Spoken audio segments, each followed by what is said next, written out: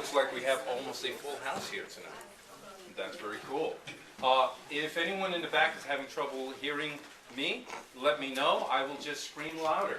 First of all, I have to express to you folks that I'm delighted to be here. And I appreciate the fact that you showed up. It's the end of the day. It's probably been a long day. But hopefully I can keep you folks entertained, and we can have a good time tonight. First off, allow me to introduce myself. My name is Qumran Taj.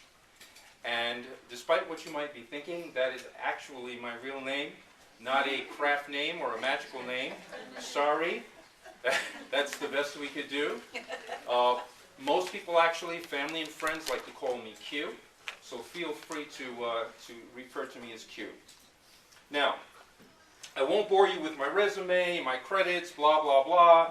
If you want more information about me, all you have to do is Google my name, and that will give you all the information you need. Or you can go to my website, qumrantaj.com, as well. Now, I can tell you that I have been proudly a wizard / witch for over 20 years. And I've had the privilege of helping and teaching literally thousands of individuals to be able to find their power, to be able to identify their true selves, and to be able to live their life in accordance with that knowledge. Now, the pathway of magic is a serious one. These robes that I'm wearing are ceremonial robes. They are, I've made them with my own hands for magical use. And I don't wear them because I am trying to role play Gandalf or Dumbledore or anything like that. I know, someone was thinking that, right? Yes. I know he wears this at home like he's, yes. And watches reruns of Lord of the Rings. I'm 56 years old, and I'm delighted to say I've walked this honorable path of the wizard for the better part of my life. This is who I am. Magic, wizardry, witchcraft run through my veins, and if I have my way, this is the path I will walk till I'm ready for the next life. Okay, my goal today is very simple. I want each and every one of you to leave today with some bit of information, something that is of use to you in your personal life, something that you can use to benefit yourself and your family, something practical. So, without any further ado, let's get to some 3 fundamentals about magic. 3 questions about magic that we need all to be on the same page with before we continue. First of all, what is magic? Well, many of you here may be familiar with Aleister Crowley's famous definition of magic, that magic is the science and art of causing change to occur in conformity with will. Now, I agree with that definition, but it is somewhat esoteric, because if you take this statement very literally, the science and art of causing change to occur in conformity with will, okay? I want this cell phone to go from here to here. I have caused change to occur in conformity with my will.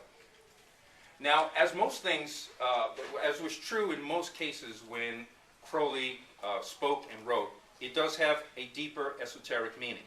We're not going to get too much into that today. But what I usually do for audiences, mixed audiences, where you might have beginners as well as advanced and adepts, I define it a little differently. And that is, I say, using unseen, invisible energies to cause visible, measurable results. Because I think that's what most people think about when they think about magic, right? They're not thinking about, well, geez, I took this and put this over here, that's magic. At its core, every act is a magical act. But when we're talking about practical magic, we're talking about using unseen forces to cause something seen to happen. So, the next question we should think about is, what is practical magic? Well, when I say practical magic, I'm talking about getting concrete, measurable, real-world results. Sweet and simple. In the real world. Results that can be seen by yourself and others. And the last question in magic that we're going to consider very briefly is, what is ethical magic? Now, ethics is definitely something, it's an important consideration in all kinds of magical work.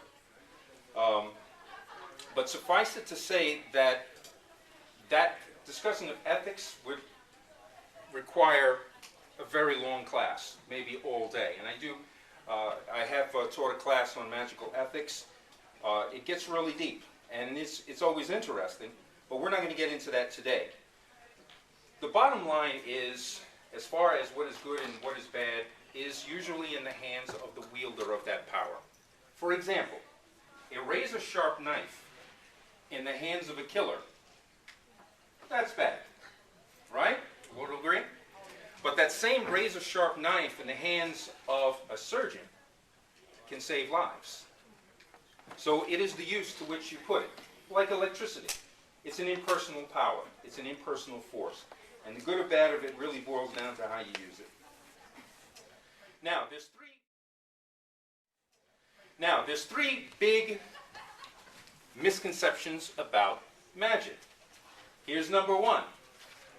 Magic happens with the swish of a wand and a cutesy little saying like, Wingardium Leviosa. I was thinking Magic Cinderella, darn it. Then lightning bolts of power shoot out of the all-powerful wizard's hands, and the enemy is reduced to ashes where he stands. Wrong spells. I was going to say that too. I wasn't before. This is Hollywood fiction. This is not true, real magic. Now, I want to make two things very clear. Number one is that magic is capable of miraculous results. And those of us who have been on this path for many years have almost certainly experienced things which defied scientific explanation. Things which were truly could be defined as miraculous results as a result of our magical activity. Now, the second thing is that magic is also a natural phenomenon. People think of it as supernatural. It actually is natural.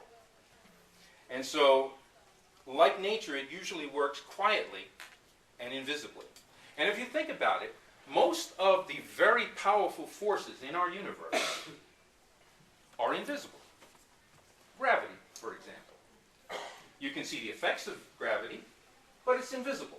Centrifugal force, invisible. Radiation, most of the light spectrum that we see we don't actually see with the eyes. It's invisible. So much of what happens and goes on, so much of what makes the universe tick is invisible. And magic is the same way, in most cases.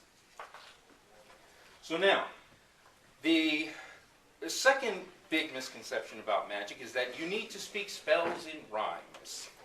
You have to use long, dead languages.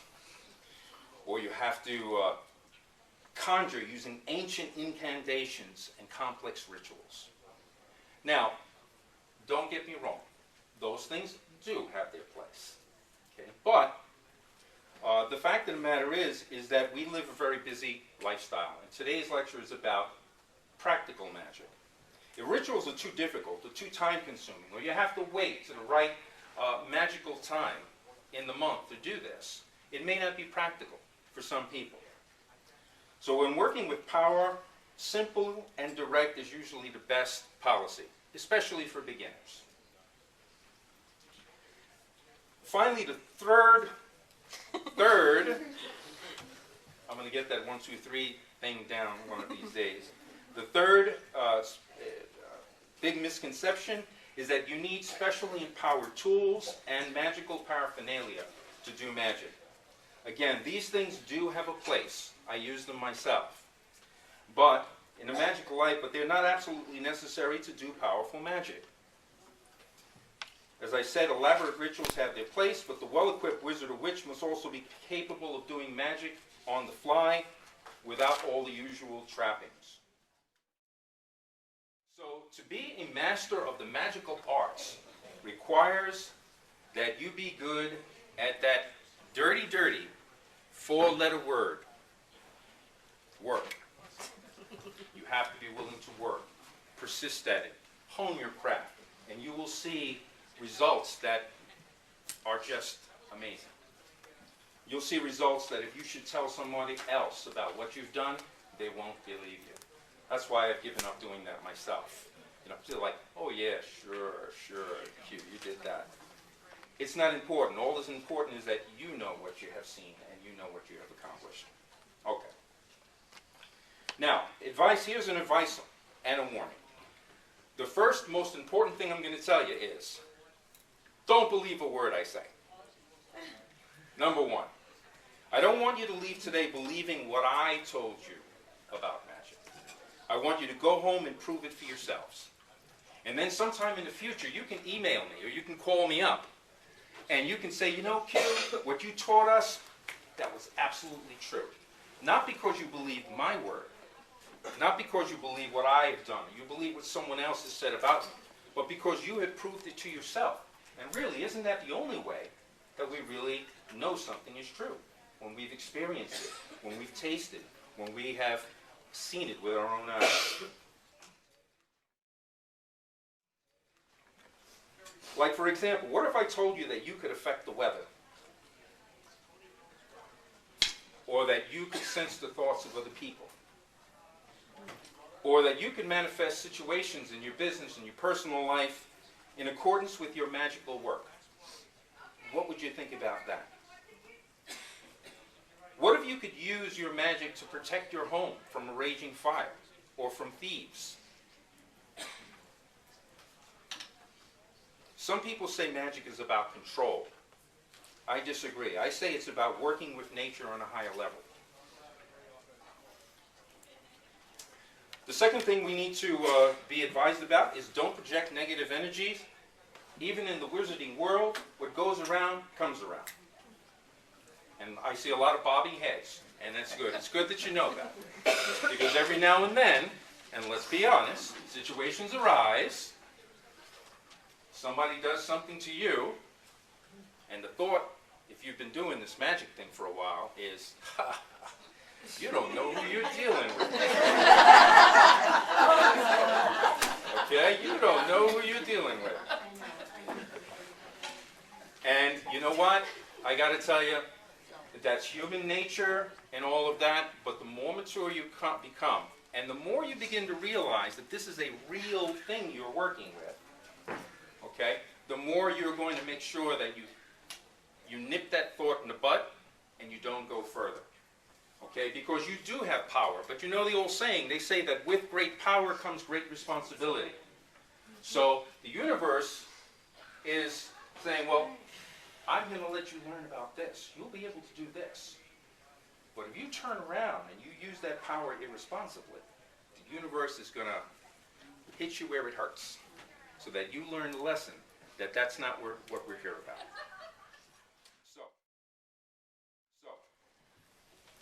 So the other thing, too, that I had to learn the long way, it took me a lot of years to get the hang of this, don't try to force your results. Okay, the desire to push or micromanage magic is a big temptation. You don't want to do that. If you follow the simple steps, the energy that we call magic, and it is known by many other names, by the way, we, in the witchy world, like to call it magic. But in other areas, people will call that same impersonal active force that we all possess and we all use during the day, whether we're aware of it or not, by other names. But it will work effectively and naturally. You don't have to force it, push it, fuss, or stress over it. Just flow along with it. So remember this simple phrase when doing any magical work: don't force, just flow. No problem. There'll be time for questions a little bit later. I got one. Ah, please.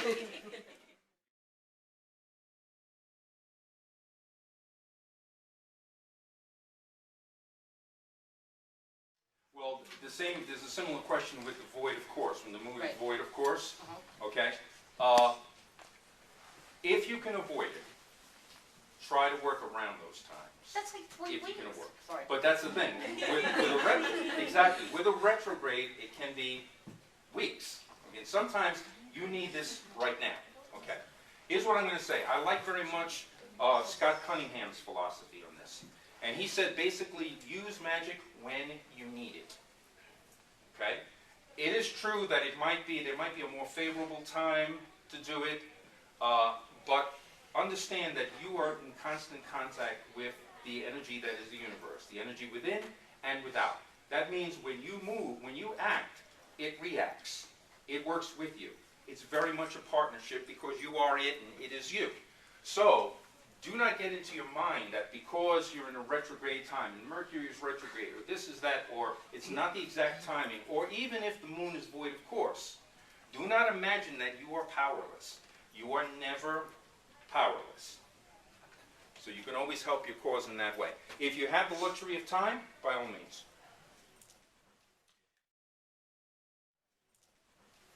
Now, to use the power, that you need to be aware of the power.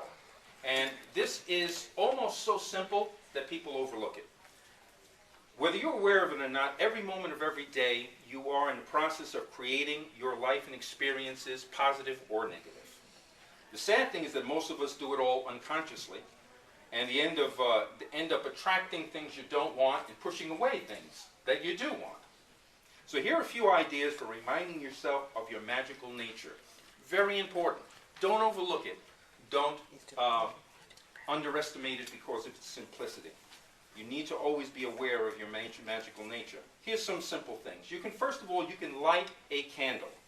Now, each morning and evening, you want to safely light a candle as a symbol of spirit and as a reminder of the purpose that you've set forth. And I'm not talking about just burning candles. We're talking about, at this point, when you get to this point, you have already set a magical purpose, a magical goal. And so now everything that you're going to do now is going to be practical steps towards manifesting that particular goal.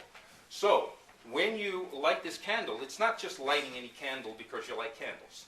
It's lighting the candle as a symbol of your connection with that power, which you always have in mind, is working behind the scenes invisibly, like we spoke about before, to accomplish your will.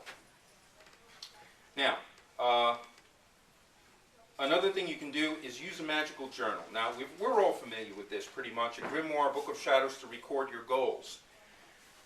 I hear a lot of talk about witches over the years, wizards over the years, magic workers, their grimoire, their book of shadows, and they write things down. And as you all know, it's a personal book. You can make it the way you want. But when you set a goal for magic, that you want to see something happen in the real world, it is good to write it down somewhere. And what better place than the Book of Shadows? Unless you have a book, you can have a special book that's just for the purpose of achieving goals, and then when you achieve that goal, you want to put down the date when you achieved it.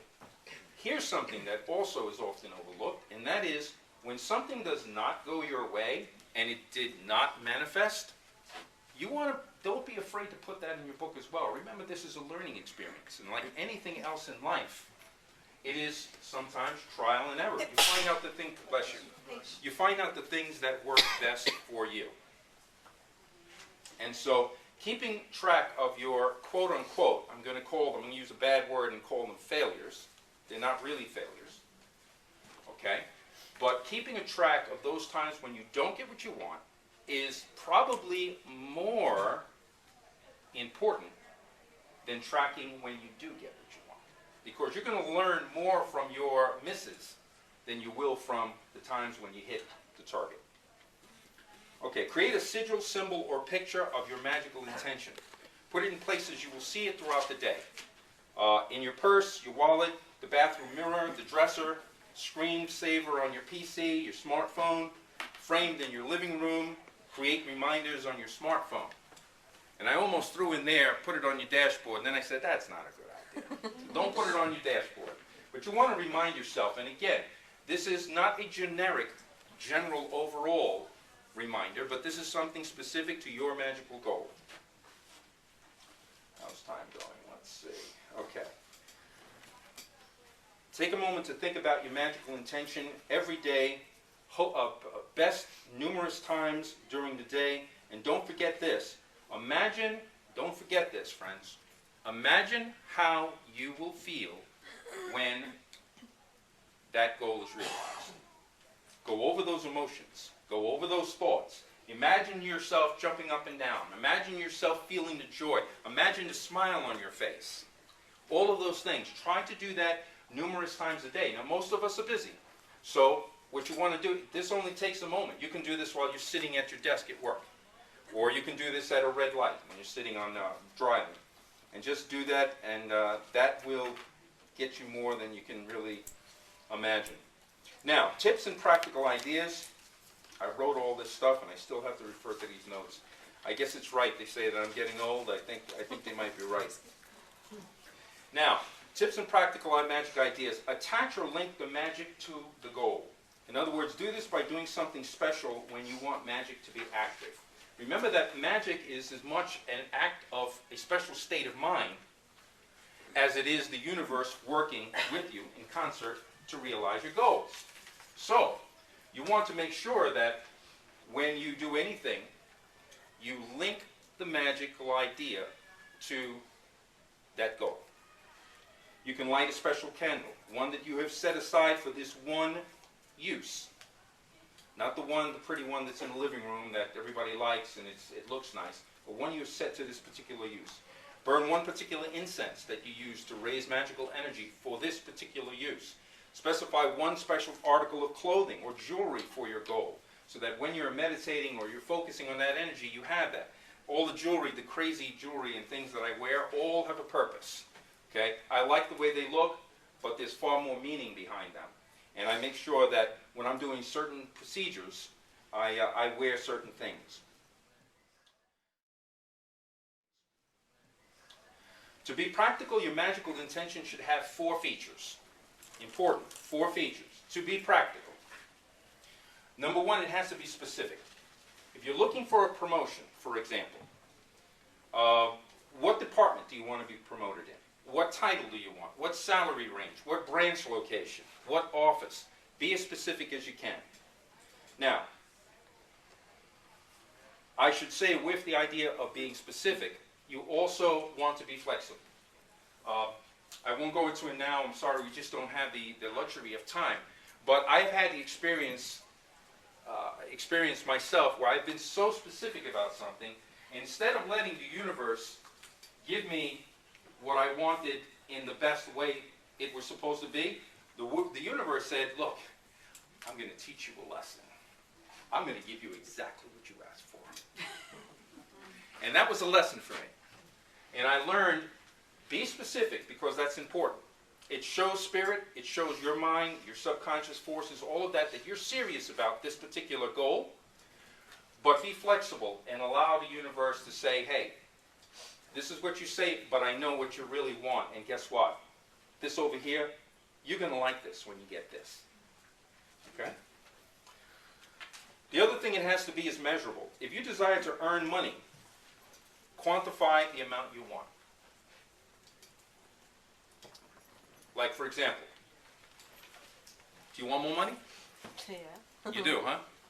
Okay, well, here you go. You happy? No. Okay. That would not really be an example of practical magic, unless all she wanted was a nickel. And by the way, give me my nickel back. This was a demonstration only. Okay. So the point is that be specific. Measurable. If you desire to earn money, quantify the amount you want. You can track where you are and your progress towards that goal. We don't, as witches and magic workers, we don't want to be fooling ourselves. And I've seen this countless times. You do a magical working, and then you're not really making the thing happen. You're not really accomplishing the goal, but you kind of talk yourself into thinking that you did.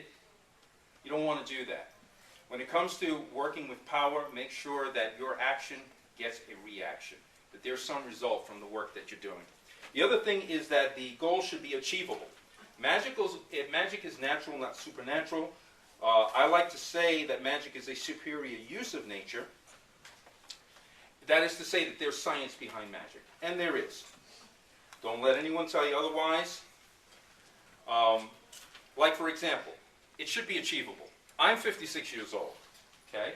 No matter how many rituals I do, and I jump around and stand on my head, okay? I'm not going to be able to turn back the clock until I was, as it was when I was 21. It's just not going to happen. It has to be somewhere within the realm of possibility.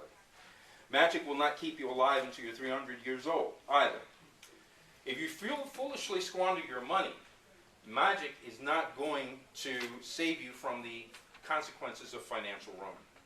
However, it can help you to regain your finances if you're willing to learn from your mistakes and do a better job next time.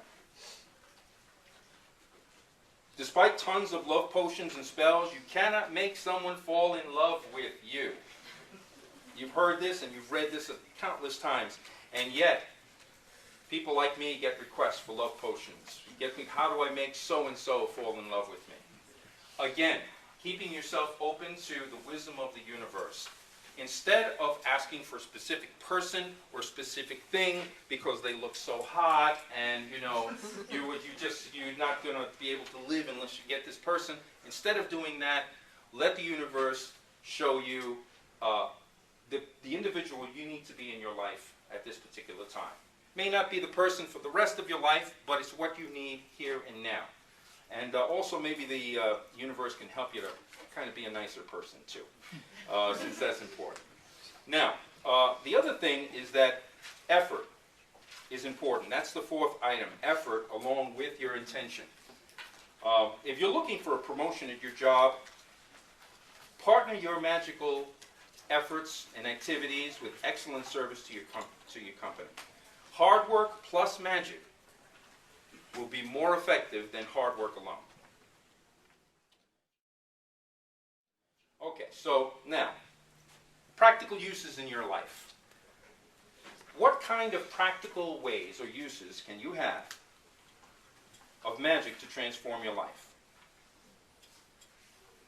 And I'm just going to ask really quickly, because time is short, but I'm going to ask you, if you could take a magic wand and go swish Wingardium Leviosa, or something like that along those lines, what practical thing would you want to accomplish in your life? Anybody would hazard a suggestion? Yes, please. Get rid of the dead. Half dozen winning lottery tickets. Half dozen winning lottery tickets. Okay. They're all going to be for $1. For all for $1? You weren't specific. You said half a dozen winning lottery tickets. They're all going to be for another the universe ticket. might say, I'm going to teach this guy a lesson. I got it. Still $12. Please, I heard a voice. Yes. Financially stable enough to go work for my passion. Well, you see, that I like. I mean, not that I didn't like the whole lottery ticket thing, but here's something that, more realistically, so then what you'd have to do is quantify that. You'd have to say, well, what would I need for that to happen? It's not unlike making a plan, almost like a business plan, or a financial plan, or a budget. It's not really that different. Sometimes people think of magic as being this thing, oh, this is cool. I don't have to do anything. I don't have to work. I don't have to plan. I don't have to think. I don't have to act in any way. All I have to do is magic, and it's going to poof. And what will happen is that the poof will be their expectations poofing into disappointment. So we want to work it like that. And again, magic is another form of energy that you can now apply. In addition to your work, in addition to your using good sense, in addition to finding a mechanic that can do this for you, and then saving the money up to do it, and deciding that instead of going to the movies that day, or instead of going to this, you're going to save this money for the mechanic.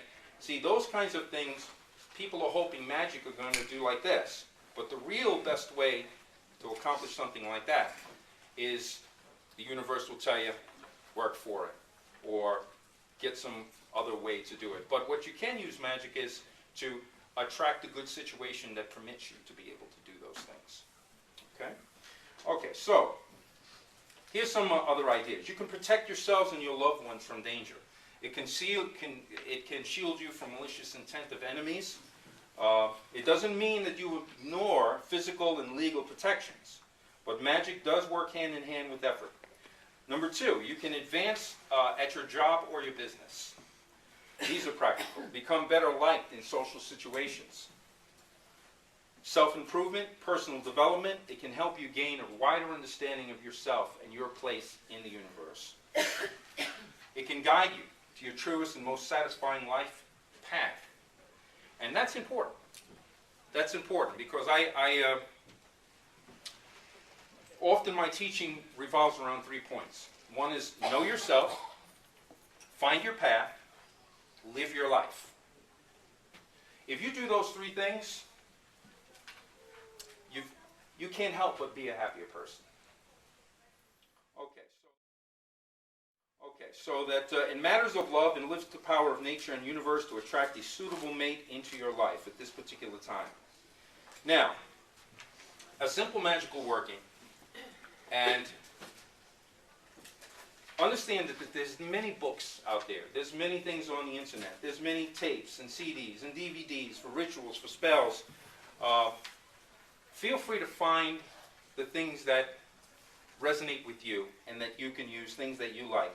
But sometimes you need magic and may not have had the opportunity to set up an altar, to burn the right herbs, to get the right herbs, and the following will work if you do it correctly. So I'm going to give you, I want to make sure to give you something.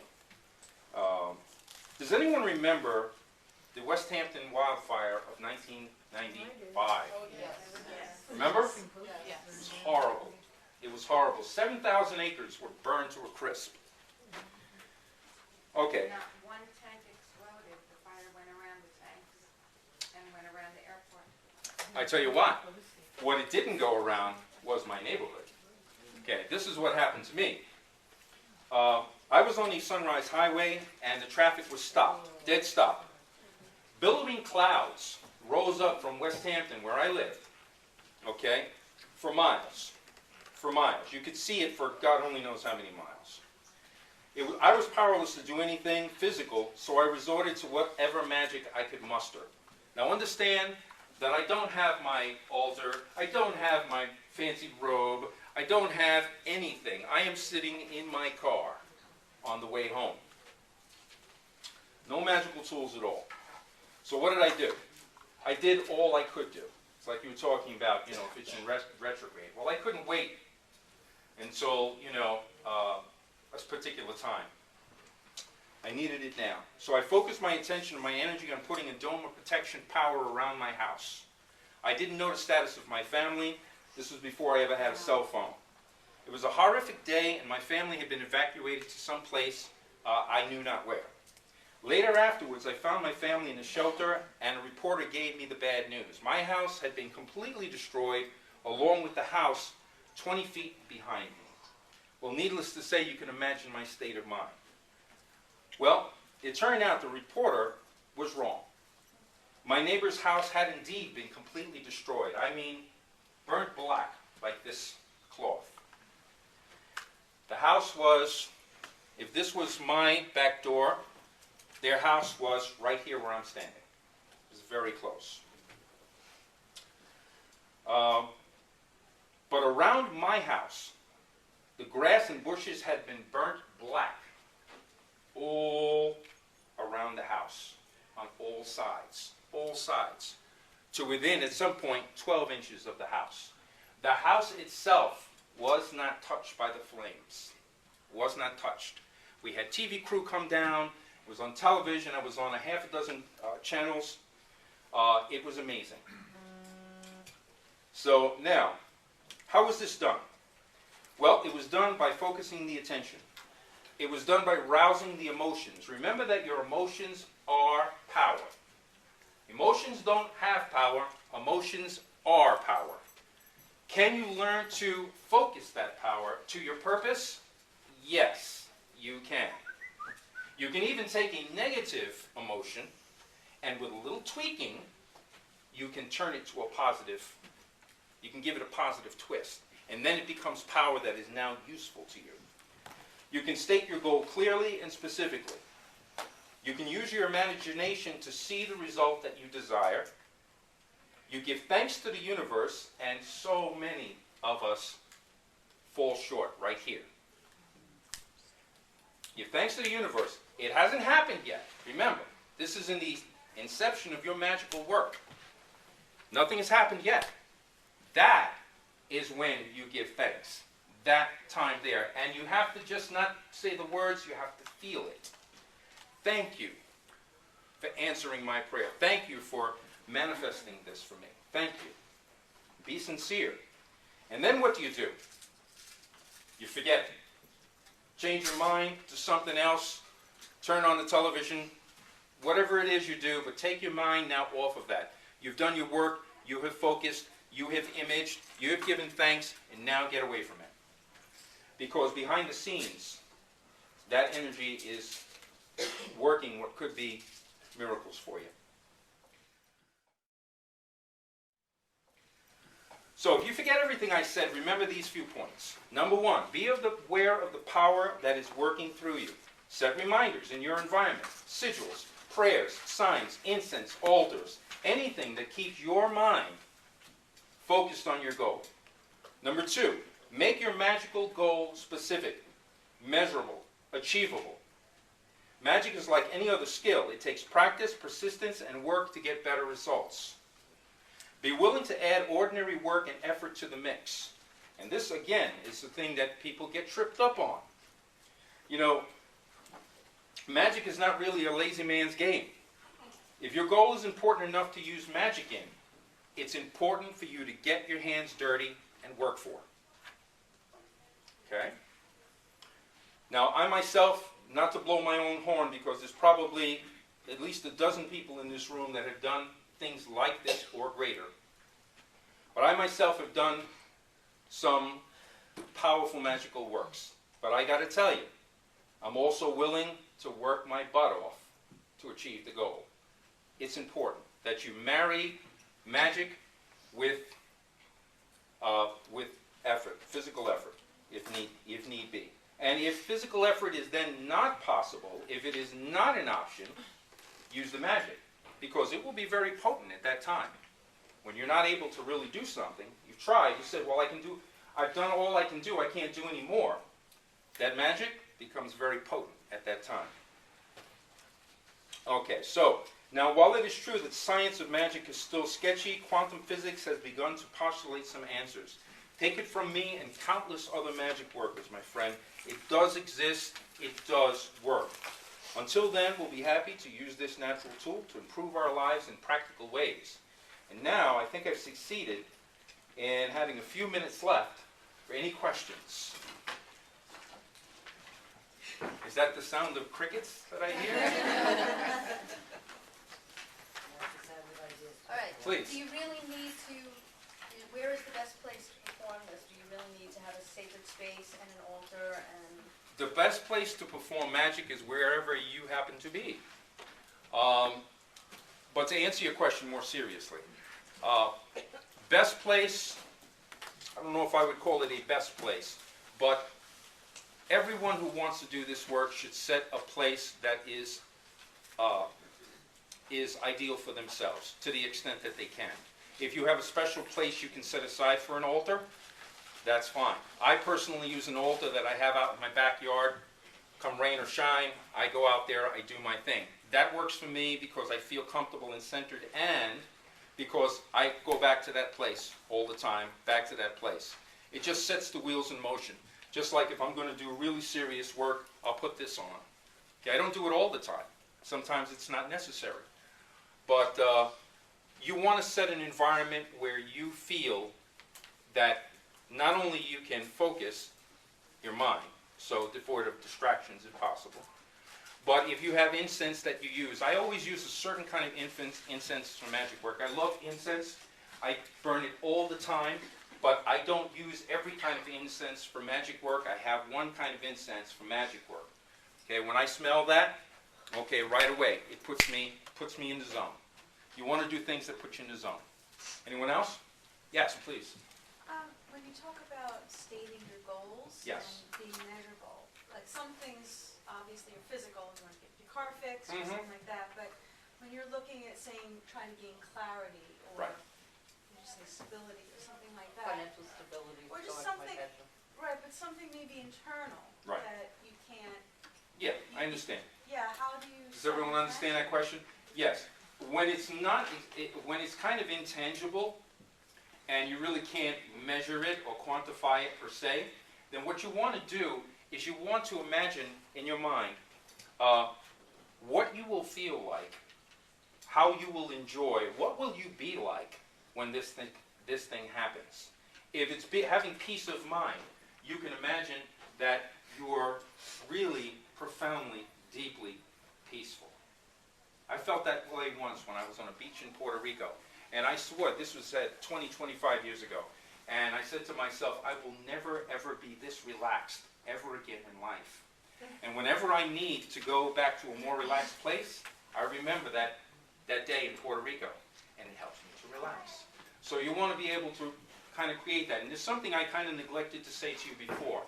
We're dealing with an immaterial, invisible force. Okay? Now, how in the heck do you deal with an immaterial, invisible force? How do you get your hands on it? How do you manipulate it? How do you do anything with it? Well, you use your imagination. You know that expression that they say, and I hate it, when everyone says, that's just your imagination. Are you kidding me? I know wherefrom I speak when I tell you that one of your greatest tools in your magical toolbox, maybe the greatest tool, is that imagination. Because you can't see this force, okay, you can interact with it with the imagination. Your imagination has power, potential, and if you use it, that's why, you ever see these memes, or you see these pictures and they show the wizard or the witch and a ball of light and all of that? Well, the magical force doesn't usually manifest like that. It does, but it's invisible to your eyes. So you have to help yourself a little bit, and you have to imagine it. And I'm telling you that if, again, like I told you in the beginning, don't believe me. Go home, try this stuff for yourself. Develop that. You will find that by using your imagination, you'll begin to realize that your imagination is very real. It's very real, and it will impact that energy. Please. You talk about like burning a candle and stuff like that. What would be the best resource, or among the best resources for us who are beginners to know, what do you mean, like what kind of candle, Mhm. what for each type of spell or whatever? This is where we go to the miracle of Google. The magic that is the end of it. There's actually, your question is very, very valid. But especially for beginners, I always tell them, be a sponge. Absorb as much information from books, from other practitioners as you can. Now, I've given that generic answer. Now I'm going to give something a little bit more specific. I'm going to say, that part of working with any kind of energy is that you want to be aware of it, as I said before, and sensitive to it. Now, if you go to a store and you have a magical intention already in your mind, that's important. You could go to candles. Which one seems to call out to you? Which one appeals to you? You, as a beginner, you can do that. And you can say, well, you don't have to say anything. All the things that you need to say need to be said inside. Okay? And again, I'm not speaking against incantations. I'm not speaking against spells or anything like that. All of those things have their place. That's 3 times I've said that. But practical magic sometimes means that this is after you got out of work. It could be that you're on the plane, you're on the line, you're at the store, somebody called you from the hospital. Sometimes things need to be done in that way. You don't have time to set up a big ritual. So do the things that call out to you. If a blue candle seems to say, well, I want to do that one, trust yourself. Learn to trust that voice that's inside. Say, well, I'm going to use a blue candle. It could be that you use a blue candle you deal with your situation. Later on, you realize, you read somewhere, it says, well, you know, a green one might have been better. You can try a green one next time.